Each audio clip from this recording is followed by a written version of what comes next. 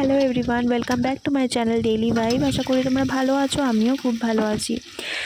দেখতেই পাচ্ছ আজকে আমি ছেলেকে কোলে নিয়ে রান্না করতে হচ্ছে, কেননা আজকে সে ঘুম থেকে উঠে গেছে আর তাকে যদি নিচে নামিয়ে খাবার রান্না করছি আমি, তো তাহলে সে নানা রকম জিনিস মুখে দিচ্ছে, তাতে ওর শরীরটাও খারাপ হতে পারে। তাই জন্য তাকে কোলে নিয়েই আমাকে রান্না করতে হচ্ছে।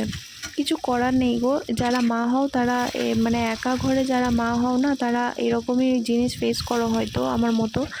যাই হোক, তো তোমরা দেখতেই পাচ্ছ এখন আমি আলু ভাজা করছি আর এদিকে ছোলার ডাল বসিয়েছি। হ্যাঁ, তোমরা হাসছো তো যে আমি সসপ্যানে রান্না করছি। হ্যাঁ গো, কেননা আমার কেটলিতে আমি এখন চা করি, তো সসপ্যানটা আমার কোনো কাজে লাগে না। তো এরকম ছোট একটা জায়গা যদি আমার কোনো কাজে না লাগে তো চায়ের জন্য, তাহলে আমার মনে হয় সেটা আমি রান্নার কাজে ব্যবহার করতেই পারি, তাই না?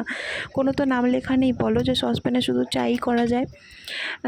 যাই হোক, তো আমার মনে হয় যে ছোট জায়গাতে রান্না করেও যে টেস্টটা পাবো আমি, বড় জায়গাতে রান্না করেও খাবারের সেই টেস্টটাই পাওয়া যায়, তাই না বলো? দুটো মাত্র মানুষের জন্য বিশাল বড় একটা জায়গা নিয়ে রান্না করার তো কোনো মানে হয় না। তো সেই জন্য।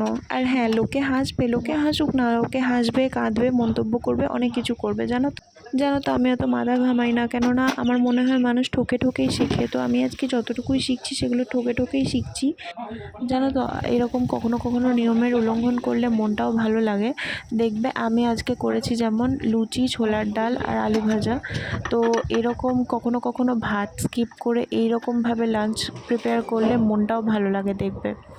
তো আমরা এখন খেতে বসে গেছি। আমার এই মিনি ভ্লগটা তোমাদের কেমন লাগলো সেটা জানাতে ভুলো না। চলো, দেখা হচ্ছে পরের ভিডিওতে। Thank you.